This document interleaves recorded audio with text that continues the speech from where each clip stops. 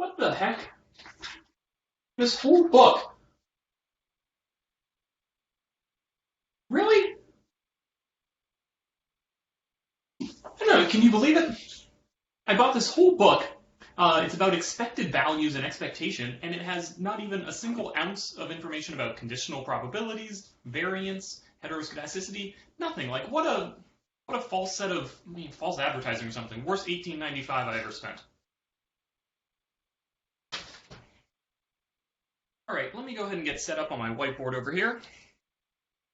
Or get you set up on my whiteboard.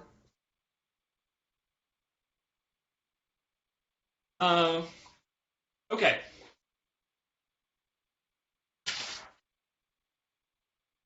Before I start today's lecture about maximum likelihood estimation and probits and logits, or really before I start today's lecture about probits and logits, I'm going to do a quick kind of mathematical rundown of maximum likelihood estimation, kind of showing you it in a simple form before then kind of going through computer exercises and stuff more quickly.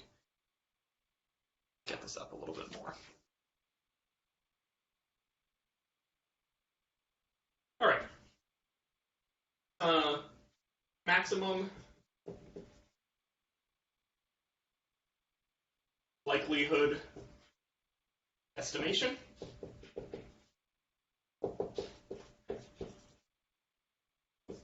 Often just called MLE. The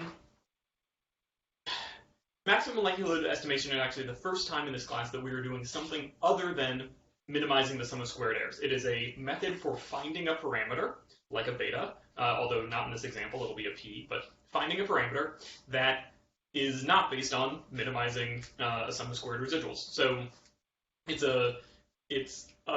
similar in spirit to OLS or to least squares estimation. It's just taking a different approach. So the way I'm going to kind of introduce it with a simpler math is with a binomial distribution model. So if you recall, a binomial variable is a variable kind of like a coin flip that describes where the outcome is either yes or no, 1 or 0, and you're kind of maybe trying to predict something with regards to that. So I'm going to draw a few things on the board here. So let's say that our n is equal to 50, so maybe we're flipping a coin 50 times, and k is going to be the number of heads, and p is the probability of heads. Okay, so we're flipping a coin, and we've got 3 parameters. The number of flips, we're going to hold that fixed at 50. The number of heads that you flip, so that's going to be a variable somewhere between 0 and 50, and the probability of an individual coin flip coming up as heads. And p is what we're going to treat as unknown, that we're going to be trying to estimate. We're going to observe a bunch of coin flips, we're going to observe how many times it comes up heads, and we want to estimate kind of the likelihood. If, take a guess at, okay, is this a fair coin? Is it a 50-50 coin? Is it not a fair coin? What's the most likely outcome? So if you recall, from a single coin flip, let's say that p equals 60. The distribution for a single coin flip would look something like this, where this is 1 and this is 0, and that would be 40%, and up here would be 60%. If you have a single coin, 40% of the time you're getting tails, 60% of the time you're getting heads. And accordingly, as you flip more and more and more times, there's kind of a wider range of options of how many heads you could be getting. So let's say with p equals 0.6 and n equals 50,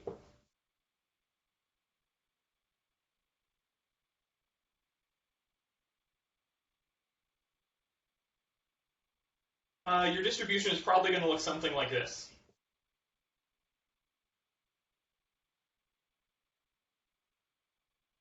Where it's super, super unlikely, if you have a coin that's 60% coming up heads, it's super, super, super unlikely, this should be even lower, that you're going to get, say, 0 heads. The most likely outcome is going to be 0.6 times 50 is probably around 30 heads. And then out here, there's some chance you're getting 40 or 45 heads or something like that. Whereas if we had the same number of coin flips, 50, but maybe a probability of heads of 0.2, and n equals 50, then the distribution would look much more something like this.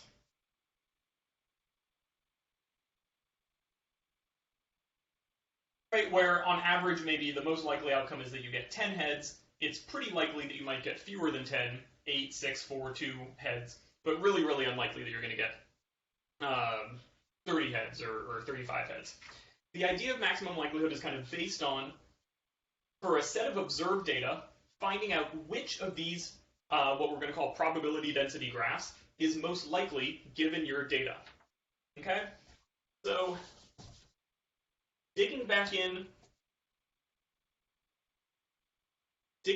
our stats toolkit, the probability distribution for a binomial variable is, so the probability distribution, so probability that x equals k is going to be given by n choose k, p to the k times 1 minus p to the n minus k. So as the probability gets higher, the greater chance that we're going to observe a lot of heads, whereas as the probability gets lower, chance that this goes down and the chance that this thing goes up. The n choose k here is just here to remind you that if you flip a coin 50 times, there's a bunch of different ways you could flip 10 heads. You could do it the first 10 flips, the last 10 flips, 1, 2, 3, 12, 13, 14, and 20, 21, 22, or something like that. So there's a ton of ways you can arrange it, and so that's what that accounts for. So this is, again, for 50 flips, k heads, and an unknown probability p. So given a set of data, so we can imagine that we observe a set of data 50 long that's maybe like 1, 0, 0, 1, 0, something like that. We want to know for this set of data, what's the most likely probability, and this is our probability density function. So what we can do is we can find the p, the value of p that maximizes this function. In other words, what probability would be most likely to be matched to this data? Now, the way to do that a little more easily, we're actually going to take the log of this function, because the log will just make the derivative a lot easier. So if I take the log of this, which is called then the likelihood function, that's going to be the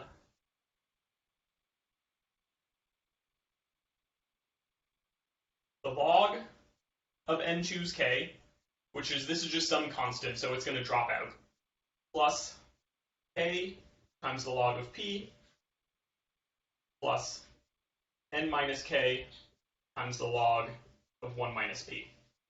And then I'm going to take the derivative of this with respect to p, set it equal to 0. That drops out.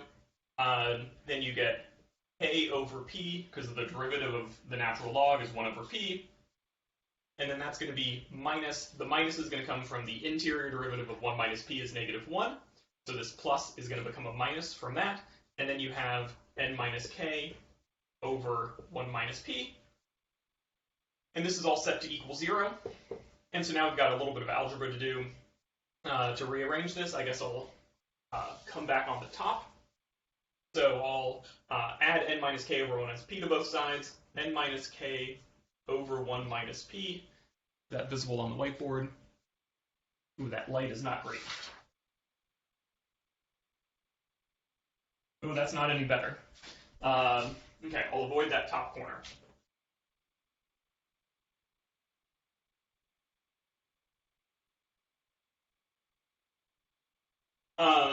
N minus k, 1 minus p equals k over p.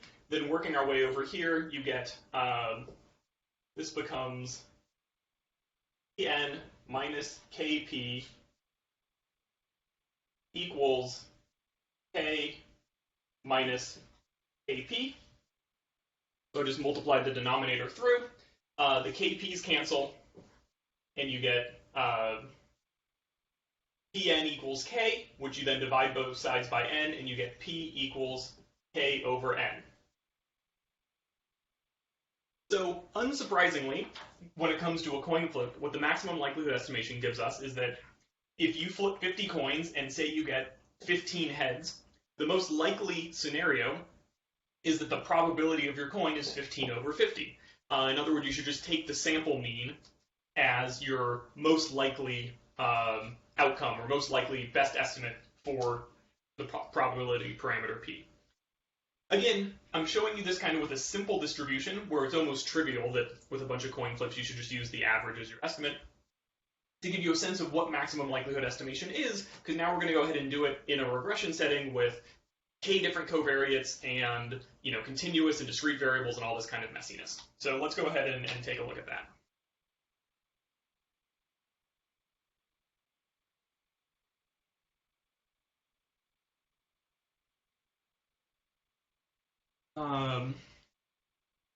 All right, so now go ahead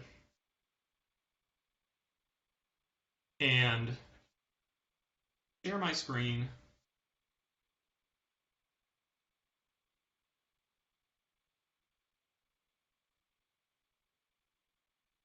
Okay, so what I'm talking about today is really we're getting to logit and probit models, and we're starting just by kind of learning the underlying estimation technique of those models, which is maximum likelihood. So we've already done step 1 in this lecture. And we've got baby Thomas up here looking like a superhero, just dropping him in. This technique that I just showed you of maximum likelihood estimation. Sorry, I'm going to move my microphone a little closer to me,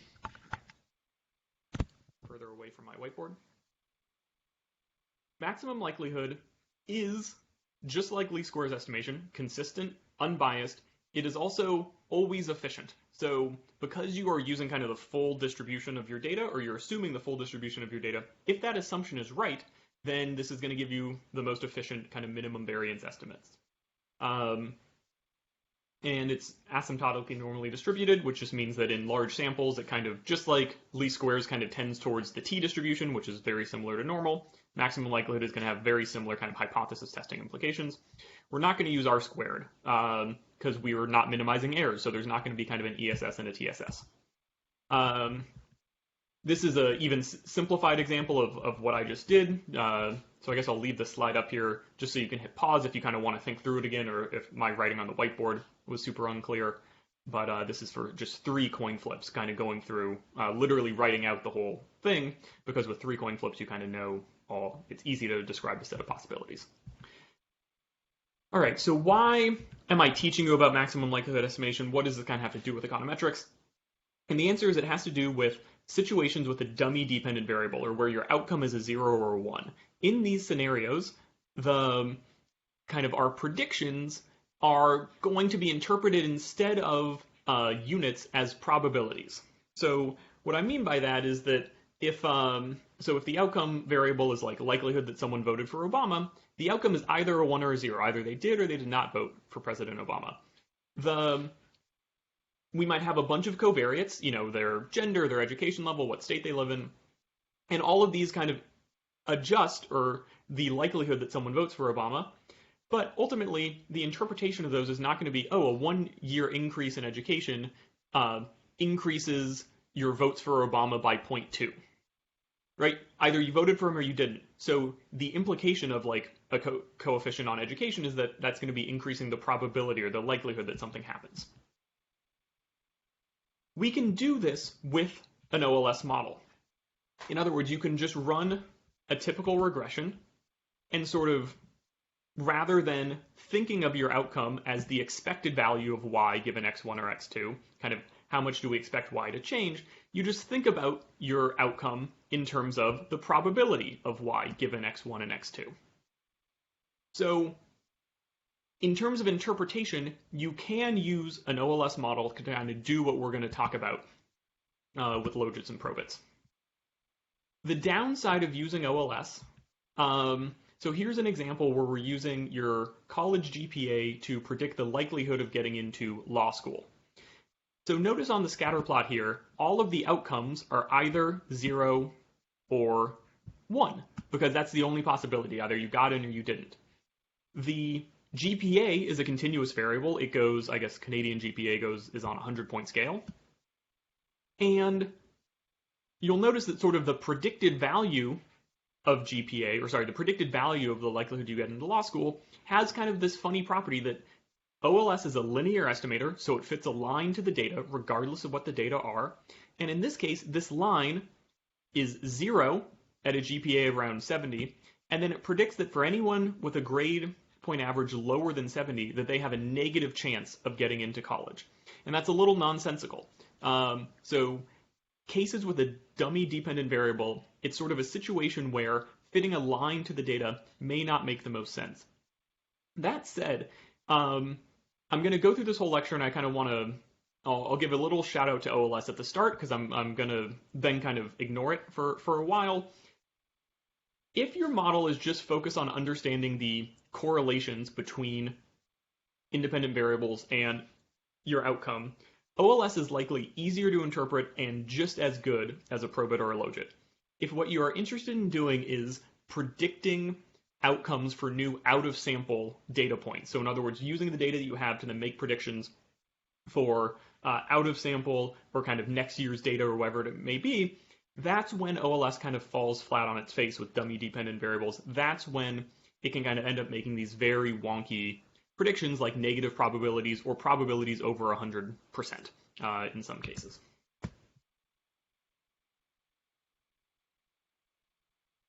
The idea of logit and probit is that rather than fitting a line to the data, we're going to fit an S-curve to the data. So this dotted blue line would be, or is kind of previewing what the probit estimation of this would be.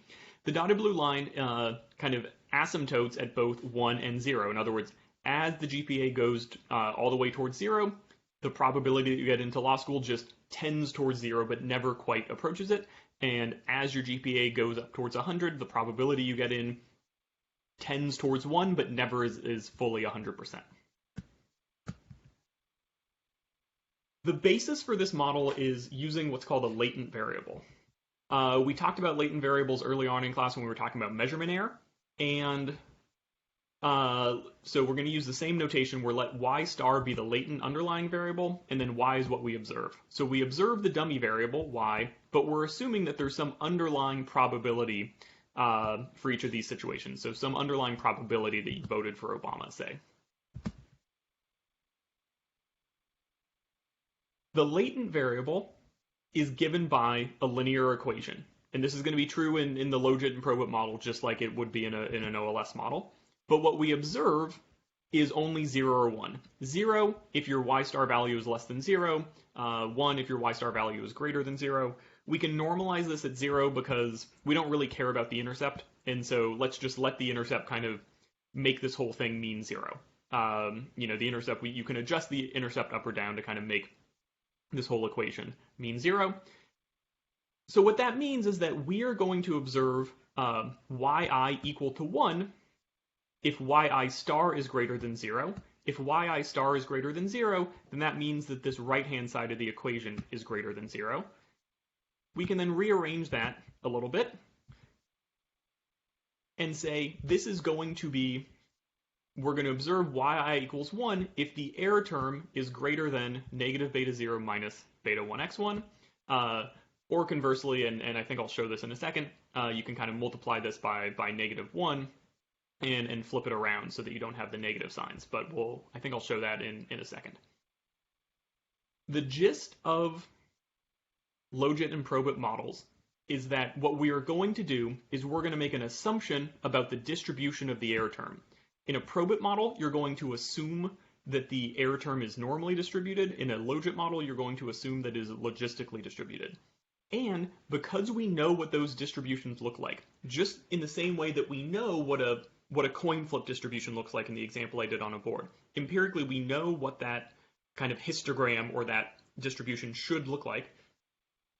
And so if you assume that you know the distribution of the error term, and roughly speaking, assuming that an error term is normally distributed is not that strong of an assumption. You're assuming that it roughly has a bell curve shape. It doesn't matter if your bell curve is off by a little bit or not, so long as it sort of is more, your prediction is more likely to be near the mean and less likely to be, at extreme outliers.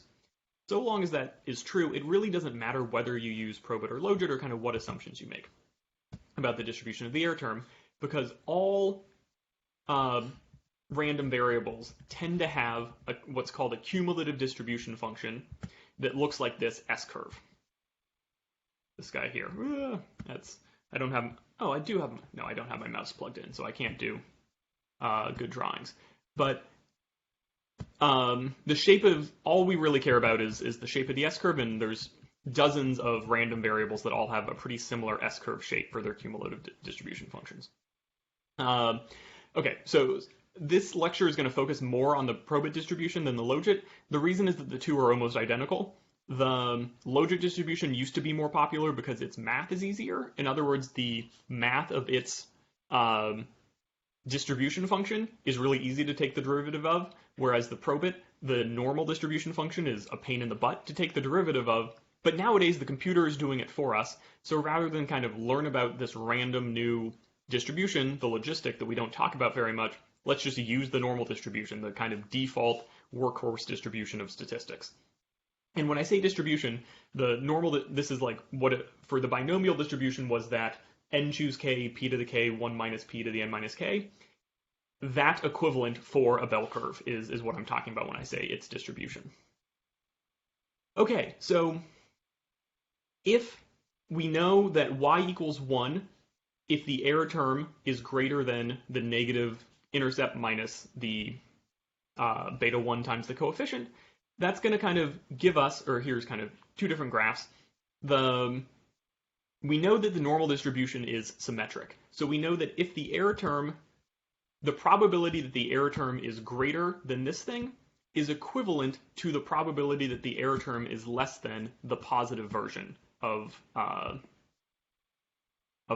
Because we're assuming that the error term is normally distributed, and we know that the normal distribution is symmetric, so we can kind of wave our magic wand and rewrite the math this way, which is just a little easier to deal with. All right, so the normal CDF function is, so this is a quick stats kind of reminder for those that it's been a while. The cumulative distribution function is the likelihood that your value is greater than, or at least as big as, some value. So in other words, if you have a normal distribution that's centered around mean 0, so let's focus on kind of this first box here. Terrible, terrible. So in this box, if x is equal to negative 0.7, roughly 1/4 of the time with the normal distribution, you would draw a value of 0.7 or less. So on the cumulative distribution function for x, you would have, or cumulative distribution for the error term, you would have that the cumulative distribution is equal to 0.25. Whereas if your beta 0 plus beta 1x is equal to 0.7, well, about 75% of the time, if you were drawing from this distribution, if you're drawing from this bell curve at random, you would get a value at least 0.7 or smaller. And so, accordingly, its cumulative distribution function is 0.75, whereas a much higher value, say 2.3, the likelihood that you would get a value at least 2.3 or less is like 99%. And so, accordingly, its cumulative distribution function is really, really close to 1. Importantly, the CDF function, this S-curve function, never goes below 0, because even if you draw a value on here of like negative 4, what this is telling you is the likelihood that you get a value at least that big, and that, or at least that small, and that's a super, super low probability, but probabilities are bounded between 0 and 1, and so this cumulative distribution function is bounded between 0 and 1. All right. So what a Probit does is it takes, or really it takes in your data in the same way that with the coin flips, we kind of know what K is. We know how many heads we have. In that same sense, when you have a bunch of data, maybe this is a bunch of people's GPAs, you know what X is. So you kind of plug that in, and then it uses, rather than the equation I used on the board, it uses the normal distribution's cumulative distribution function, which gets this capital psi notation. The actual function is down here at the bottom of the screen, and hopefully this kind of underscores why I'm not doing the actual math. This is a really, really nasty function to deal with, but ultimately it's really, really easy for a computer to handle. And so what is the computer doing? It is taking in your value of data, and then it is kind of maximizing that function with respect to beta 0 and beta 1. Yeah, and as I'm looking at this, so I pulled this example off of Wikipedia. It doesn't have betas in here. Anywhere you see an x in this equation should be like beta 0 plus beta 1x. So not that any of you are going to go off and do this math yourself, but if you're kind of looking at this equation saying, how do you maximize this with respect to beta 0 and beta 1, anywhere you see an x here should be a beta 0 plus beta 1x. I pulled these from different sources, but ultimately for a computer, taking the derivative of this whole thing, finding the optimal value of beta 0 and beta 1, relatively straightforward. And then it's kind of a matter of plug and chug. Once you've estimated beta 0 and beta 1, then for any kind of x value, for any value of someone's GPA, you plug it into this equation, and what pops out is the CDF value, or the probability of observing a value at least that large.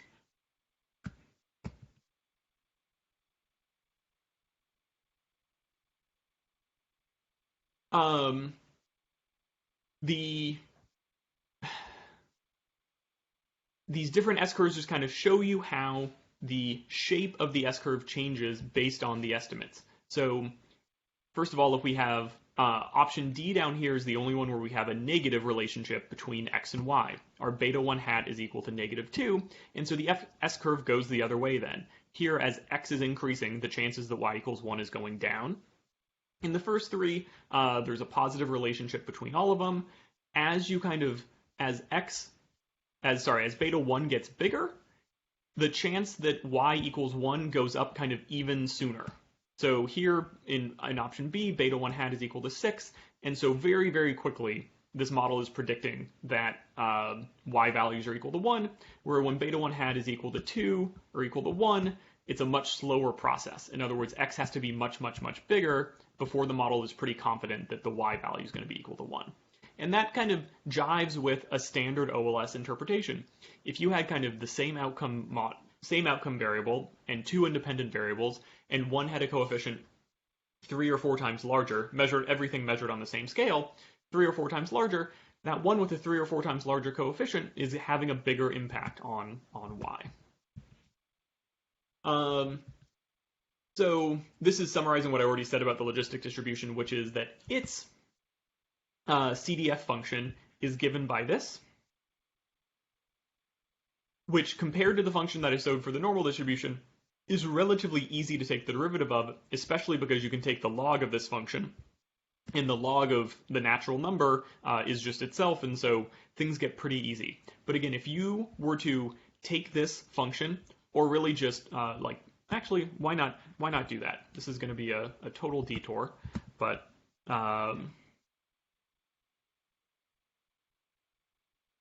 and go, I was doing this earlier, so might as well just do it again, and go to Wolfram Alpha. So this is, so let's do e to the x, 1 plus e to the x, e raised to the x over 1 plus e to the x.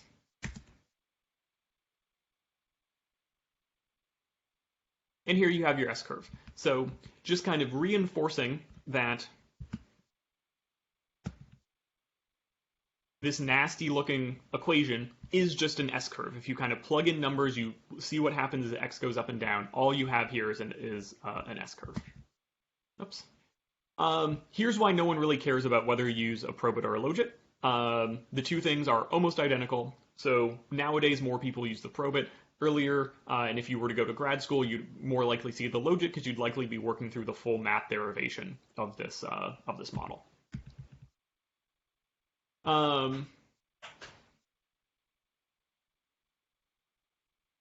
Recapping what I said earlier, which is that, so this is a fundamentally different method of estimating coefficients. You are not minimizing the sum of squared errors, you're maximizing the likelihood. In other words, you are finding the cumulative distribution function or the probability distribution density function that is most likely given the data, rather than minimizing the sum of squared errors.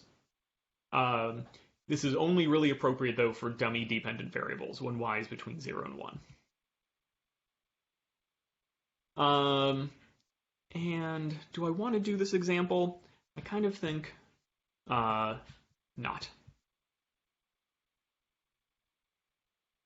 Okay. This is once again kind of showing off why Probit maybe fits data better than a linear probability model. And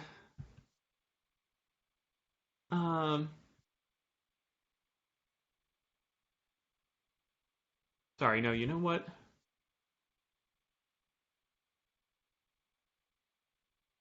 Let me skip. No, okay. I am now ready. High video production quality coming here from Professor Williams today. I'm now skipping to the data portion of this model. And this is kind of the practical, how do you implement a logit or a probit, and more importantly, how do you interpret the results?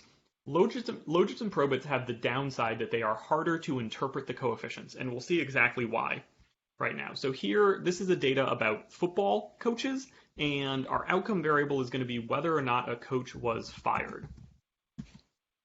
So we have 564 observations, so this is different coaches from different seasons, and at the end of each football season, either a coach gets fired or they don't. And what we'll focus on at the start is kind of how good a team's offense was, so how many points they scored. So we could consider a regression of fired coach on points scored,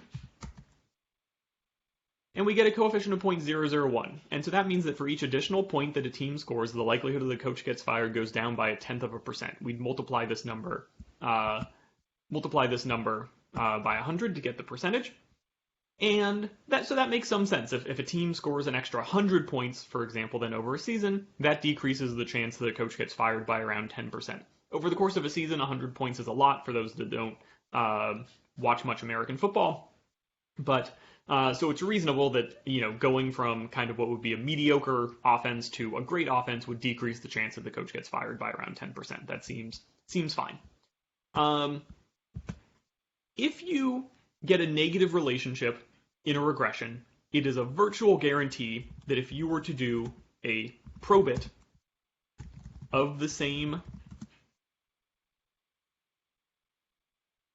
two variables, that you are going to get the same sign of a relationship. Point scored is negative.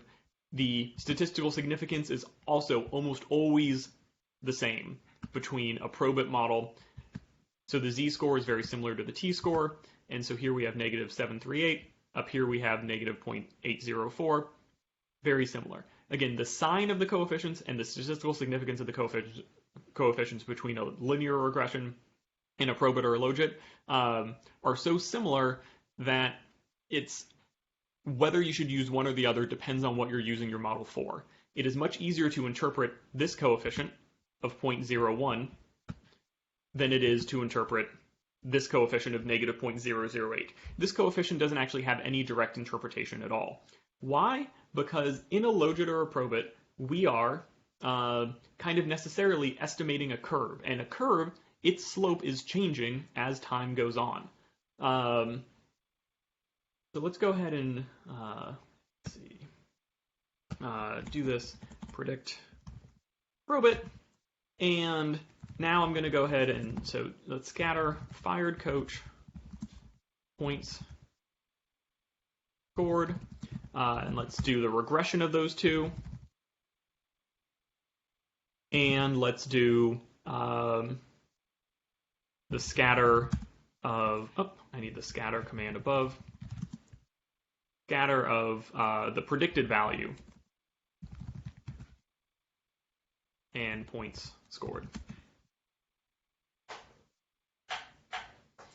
So here you kind of see the same issue again, which is that in this model, regression for coaches, for a team that scores over 400 points in a season, the model is going to predict that there is a negative probability that the coach gets fired, whereas the green dots, which represent the probit predictions, taper off. So sure, once a coach scores over 400 points, or maybe this is like 420, the likelihood they get fired is approaching zero.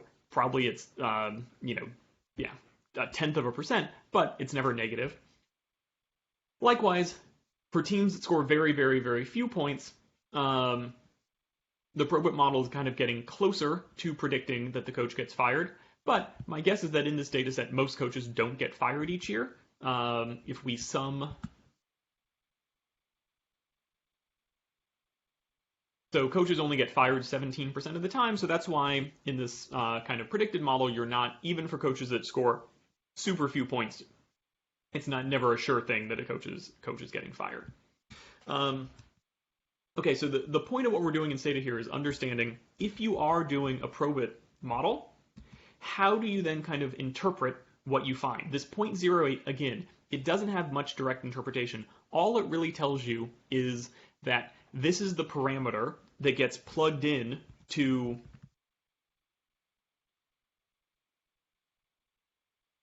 this equation to then find, or that it is the optimal parameter that comes out of this equation. That's all you really know, and no direct interpretation.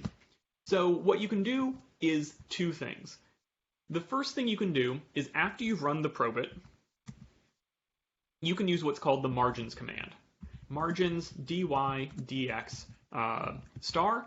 The star in this case is just indicating every variable. I only have one, but it's kind of the default.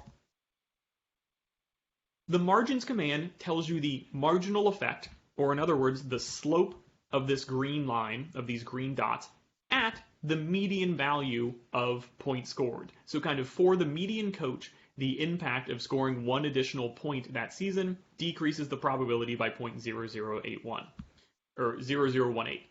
This estimate, you'll notice, is very, very similar to our original regression estimate, which I had done all the way up here of 0017. So the slope at the median is similar to the overall slope estimated by OLS, and this also checks out when we kind of just look at the data. The median is probably somewhere around here, kind of just looking at the scatter plot of data, and sure enough, the slope of the line there is pretty similar to the overall regression slope. The second way, and something that I think is a pretty cool use of probits and logits, is that you can kind of make statements, you can tell an individual story pretty easily with a probit and logit. So for example, I've already predicted, based on this model, how likely a coach is to get fired, and I can look at that number browsing the data. So let's see, 2011 Jacksonville Jaguars, Bortles. So the chance that this coach got fired based on the Jaguars offense was 39%. Okay? I can then go here and I'll quickly replace points scored equals points scored. Let's say plus 32. So there's 16 games in an NFL season, so I'm saying, what if the Jaguars had scored an extra 2 points each game? Then I'm going to rerun the predict command. Predict fired 2. And then I should always go back and replace. I essentially just change the original data, which I should undo because I don't want to then forget that I had kind of falsified the point scored variable. And now I go back to my data browser, and I can see that when I predicted the likelihood that the coach got fired, had his team scored an extra 32 points, had he scored an extra 2 points per game, the likelihood that he got fired went from 0.39 down to 0.29. In other words, for this particular coach, scoring an extra 32 points that season would have decreased the likelihood he got fired by 10%. Now, that's not going to be the same, say, for this must have been back in 2007 when the Jaguars were much better. They had 11 wins that year. Their offense was probably a lot better too. They scored 400 points rather than 240 points. So at this point, the coach, just based on the number of points scored in this 2007 season, it was already incredibly unlikely that the coach was getting fired. Only a 4% chance that he was getting fired. And so adding 2 points per game to the team's offense only decreased the likelihood he got fired by 2 percentage points, but that's because he didn't have very far down to go. It was already extremely low, and so this kind of represents how probits incorporate these changing marginal effects, depending on sort of where you are in the distribution. I kind of like using this predicted approach, where you predict, then you change a value, and kind of see how the model changes, because especially with large number of coefficients, interpreting the marginal effects is confusing, And this helps really tell, you can kind of really hone in on an individual data point and kind of tell the story of a data point or of kind of a representative item in the data.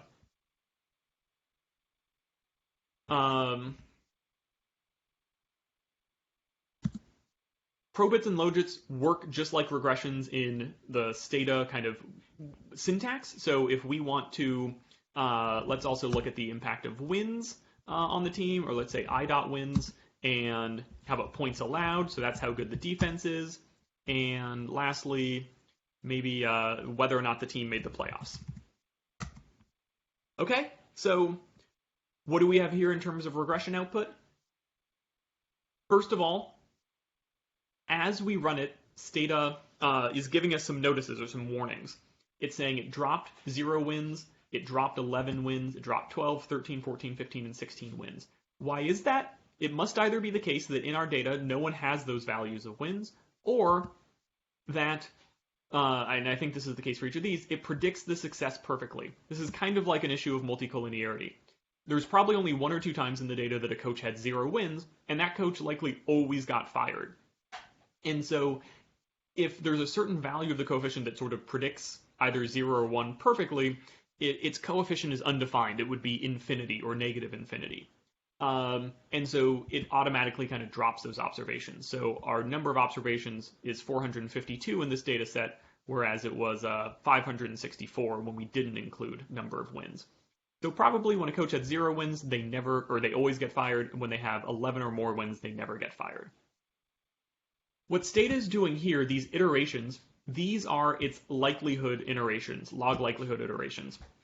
When Stata is solving that super complicated mathematical problem, what it does is it takes a guess at the start, and then it iterates over that. It says, all right, that guess, let's see if I can do a little better by increasing the coefficients a little bit, or decreasing the coefficients a little bit.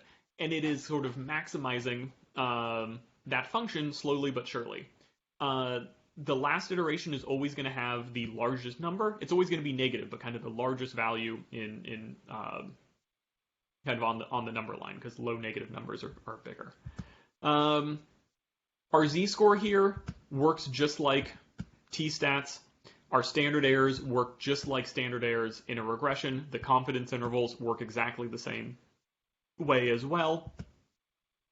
And then we could go ahead and we could go back and do the margins. Let's look at, so for a team, for kind of a median team, making the playoffs reduces the chance that the coach gets fired by around 15%, which again, seems reasonable. I bet if we did our model as a regression, the coefficient in this case for playoffs is just negative 0.8%. It's kind of interesting. The reason for that there is probably that the typical playoff team is not a median team, it's an above average team. So the average impact of the playoffs on the coach getting fired is less in a regression, because in this case, the teams that are making the playoffs are already pretty good. And so the impact of their wins and other things like that are kind of mitigating the effect of making the playoffs, whereas the marginal effect here for the playoffs is asking for the median team, which might actually be a team with only 7 or 8 wins. Normally it takes 10 wins to make the playoffs. So if you happen to be kind of a median team that happened to luck into the playoffs somehow, that would probably have a pretty big effect on the chance that the coach gets fired. This example, again, is to kind of underscore sometimes the confusion in directly using probit and logit coefficients, which is why I kind of like messing around with changing certain values and kind of seeing what happens to the probability when that changes. Because ultimately, kind of the combination of all of these is tricky to wrap your head around mathematically.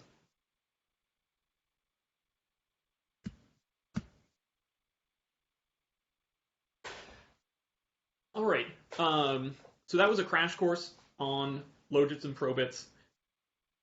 I think my hope is that your big takeaway from these models is that when you have a dummy dependent variable and you kind of want to do future predictions, or you want to talk about probabilities in a sensible way, a probit model is likely a better approach than a linear probability model.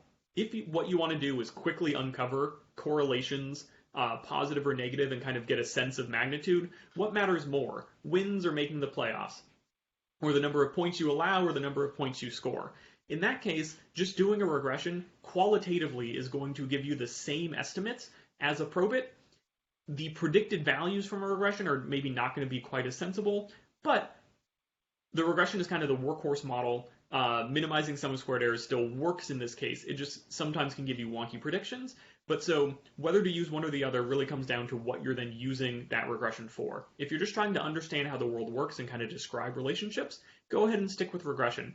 If what you really want to do is build a model that's going to predict things, something that you're then going to use to place bets, or maybe try to win some sort of competition in a advanced econometrics class, then maybe you want to use a probit or a logit. So that's my breakdown of those two, and I'll see you guys in class.